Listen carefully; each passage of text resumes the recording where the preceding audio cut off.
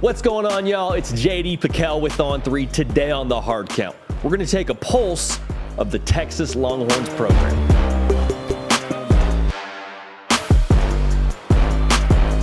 Welcome into the Hard Count, the People's Show. For every single thing that you know and that you love about college football, it happens here on a nearly daily basis.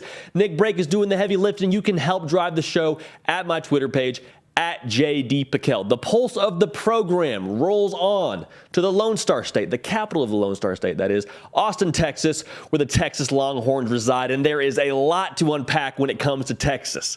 They're back, they're not back, they're back, they're not back. The fan base, in a lot of ways, is like the front porch of the Texas Longhorn program. Everyone wants to talk about the fan base being too optimistic or having too much of a hand in the program when it comes to the boosters and this, that, and the other. We're just going to talk about what the pulse is internally, then get to the fan base, and then give you the diagnosis for us when it comes to the Texas Longhorn program as a whole. So starting internally, there's been a lot of things moving around with Texas.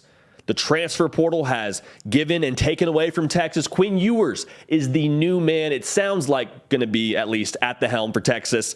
Yet to be named the starter at the recording of this video. Just about everybody and their mother assumes he will be the guy game one.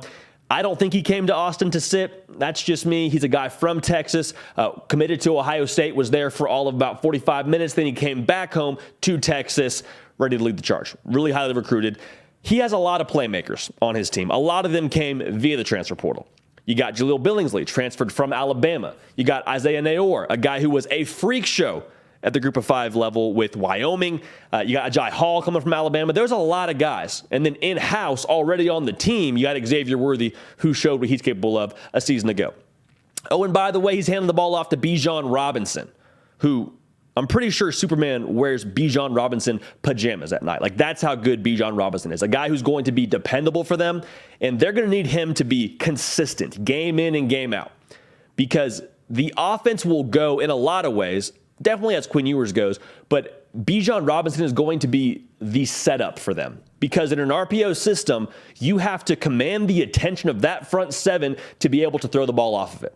If he is able to kind of get rolling and be able to have some success, then those linebackers key even more. They start to trigger on the run early, and then you can throw the slant and all the in-breaking routes off of the RPO game. Without getting too much in the weeds, the pulse of the program internally for Texas is they're just ready to get that bad taste out of their mouth. 5-7 a year ago, 5 of those losses they had, of those 7, they led at one point in the game. I think just about everybody in Austin in that locker room feels like they're a better program than 5-7. Like, the culture was an issue we talk about multiple times with guys being focused on NIL and being too focused on what Austin has to offer and this, that, and the other. Texas is much better than 5-7. We know that.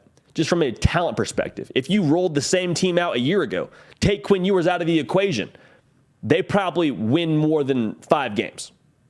Okay, but they're ready to go out and prove that, because that's all they've heard this past offseason.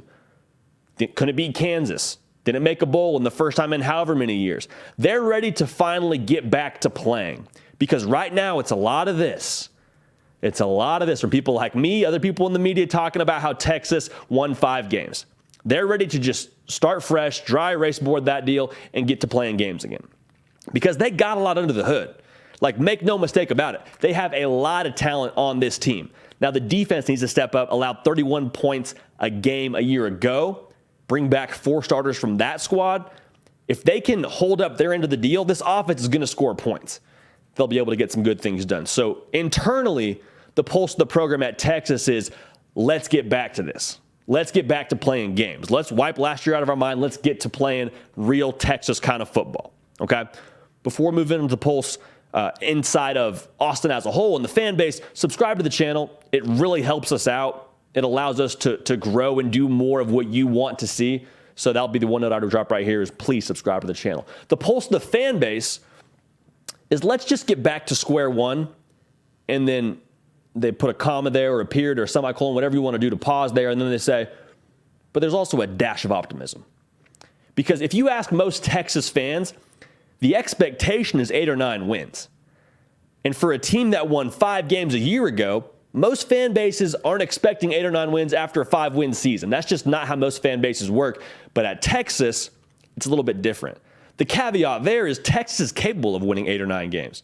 To have a quarterback like Quinn Ewers, who hasn't put a lot on tape yet, hasn't really put anything on tape yet in terms of sample size, there's a lot to be excited about.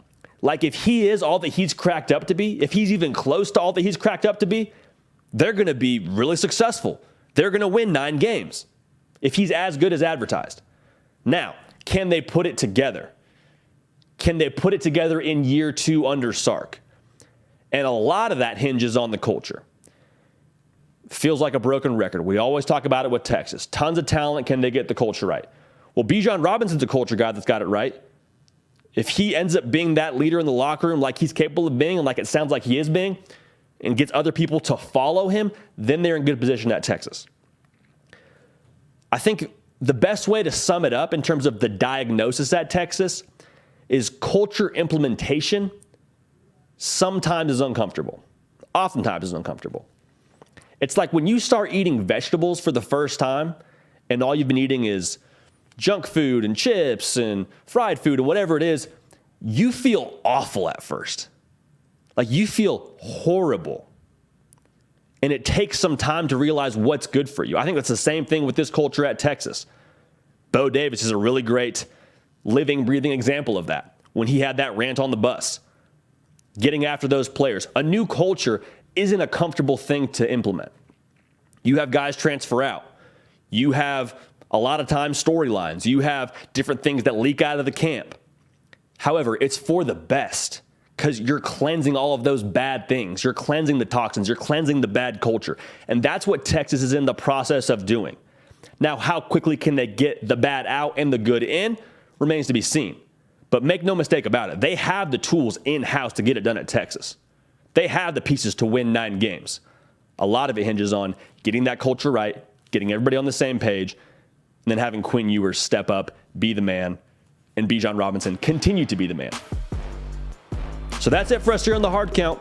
Appreciate you tuning in. As I said before, subscribe to the channel. Follow me on Twitter at JDPikel. We're going to keep the party rolling, and we will see y'all next time. Hey y'all, thanks so much for watching. Subscribe to the channel here to make sure you don't miss an episode of The Hard Count. Also be sure to check out other videos on the On3 YouTube channel.